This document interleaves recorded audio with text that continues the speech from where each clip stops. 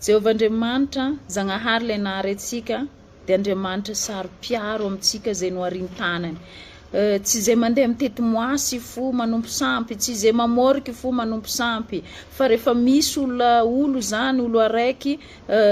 misy raha tiany mihoatra ny fitiavany Zagnahary fa lasa mivadika sampy ho anazy igny raha igny, satria lasa sakana tsy ahafahany mifandray amin'Andriamanitra, lasa mety hoe miteraka sakana tsy ahafahany manompo an'Andriamanitra. Satria ny Baiboly dia milaza any amin'ny Matthieu 10:37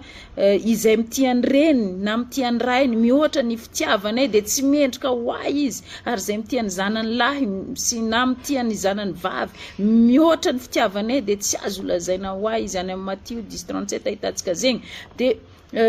tiako volagny zegny hoe aoka tsy ny fitiavanao zanakanao ihoatra ny fitiavanao n'Andriamanitra, aoka tsy ny fitiavanao ny vadinao ihoatra ny fitiavanao n'Andriamanitra, aoka zany fitiavagna jiaby zegny tsy ataonao hoe ho tambagna, tsy andehananao an-tranon'Andriamanitra fa ataovy prioritaire amin'ny fiainagnanao foana ny fitiavanao n'Andriamanitra. Mba tsy hatongavana amin'izay situation zay fa tsarovy tsy haiko na remarquenareo fa misy zao matetika hoe ko olo mpivady mifankatia be karaha igny hoe agnadinoany fanompona an'Andriamanitra, asorony Zagnahary aminazy igny tsy voatery hoe resaka fihafatesagna analany an'iziny, fa mety hoe resaka fisaragna dia na raha io fo ravoravo, satria Andriamanitra saro-piaro mila mifandray tsy te hifandray amintsika satria Zagnahary be fitiavagna Jesosy. Donc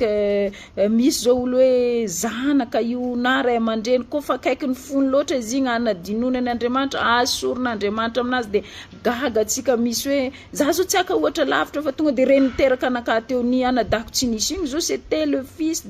fils préféré de ma mère, nefa igny mihitsy nalain Jesosy tegna hoe zay ny lesona anisan'ny raisiko tagnatin'le izy hoe zanaka ny mamako tiany be, fils préféré igny nalain Jesosy, no ino zany hoe mba hirosoana bebe kokoa zany amin'ny fifandraisana amin'Andriamanitra. Donc ataovy prioritaire foana fandraisana amin'ny Tompo, satria io ny andohantsika, io ny hafarantsika. Aoka tsy hoe avy dimanche dia maro sasalambe, maro raha ataoko zany tsy tonga l'église fa mbo maro raha ataoko, raha ohatra moa asa tsy azo ialagna le izy, zay koa hoe tambagna hoe tegna hoe asa engagé velon-tegna, nefa mangatah foana amin'ny fanahy masina hoe satria fanahy masina mandamina hoe rehefa hitany etaetanao za ty tianompo anao koa fa dimanche Jesosy mba libéreo za amin'ny fotoagna dimanche afaka manompo anao. Raha karan'zegny fa io tsy mbola feheziko faraniko teo hoe tsy izay mandeha mitety moasy fo, tsy izay mamôriky fô manompo sampy, fa lasa mivadika ohatrany hoe sampy ho an'le olo zany le raha, satria nataony hambony noho ny Andriamanitra, nololoaviny noho ny Andriamanitra. Fa zany tsy midika hoe aza tiagna ray aman-drenao, aza tiavina ny zanakanao, aza tiagna ny ankonanao, fa apetrao prioritaire ny fitiavagna Andriamanitra. Dia tainy Jesosy daholo izy, mbola tsy nandehan Jesosy, raisy Jesosy fa tsara ny Tompo sarotry hivolagna hoe